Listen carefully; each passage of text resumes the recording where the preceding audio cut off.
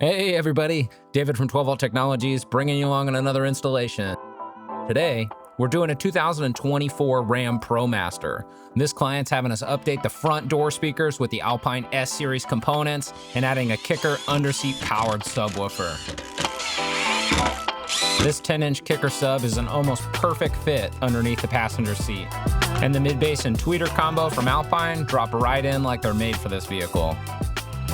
At this point, we're doing our normal thing and looming up the wiring harness for the subwoofer. This keeps everything noise-free and protected, so our installation lasts as long as possible.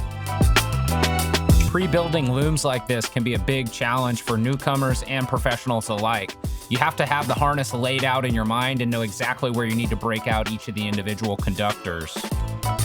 If you haven't done one of these before and you're not sure exactly where everything's going to drop, you can always install the equipment and then flag where you need the wires to come out with tape, then uninstall the equipment, build your loom and harnessing, then reinstall the equipment and wiring back into the vehicle. Now that our looms are built, we're ready to take this thing over to the truck and start getting it installed. Since these vans at their core are work vehicles, the fasteners aren't too well hidden, so things come apart and go right back together pretty easily. There are a couple different length screws and thread types here, so you want to stay organized, otherwise you'll put things back in the wrong spot. This panel that we're removing right now actually houses the upfit connectors.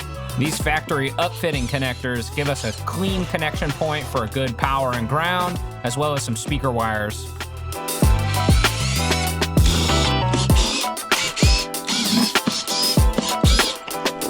Now that we got all the trim apart, we're gonna slip the subwoofer into its home and start routing our wires. There's a nice ground stud here for the factory electronics that we decided to utilize for our new subwoofer. Just take off the 10mm bolt, crimp on a ring terminal, reattach that 10mm bolt. It doesn't get much easier. There's a lot of plastic wire channels down here, so you wanna make sure you stick with the factory loom, otherwise you can have challenges with reassembly. At this point, we've got all of our wiring sorted out for the subwoofer, so we can move on to the speaker installs.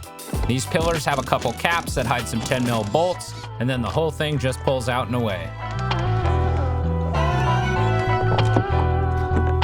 Once you get the A-pillar pulled out away from the studs and lifted out of the channel in the dash, all you gotta do is unplug the wiring for the factory tweeter. This tweeter is held in place with 3 friction tabs, and the new Alpine tweeter clicks into the same opening. Perfect fit. At the time of filming this, they don't make a wiring harness connector that plugs directly into the OEM wiring, so we had to depin and repin some other connectors so that all the factory wiring could remain unmodified. Now that the tweeters are mounted, wired, and installed, we can move on to the mid-basses and the doors. And we do our usual thing here with the Alpine S-type mid-basses. We add foam sealing gasket tape to the back of the speaker, we mount it to a plastic bracket, we add gasket tape to that bracket, pair it with a mating connector for the vehicle so we don't have to modify the wiring, and get the whole thing mounted up. And here you can see the final mounting of the subwoofer. Overall, I would say this was a huge improvement over the stock sound system. The new Alpine components are punchy and crisp, and the underseat Kicker subwoofer adds some much needed bottom end extension. If you guys enjoy content like this, why don't you go ahead and subscribe to the channel? If you think there's something that we missed or something we could have done better, leave us some feedback down in the comments section.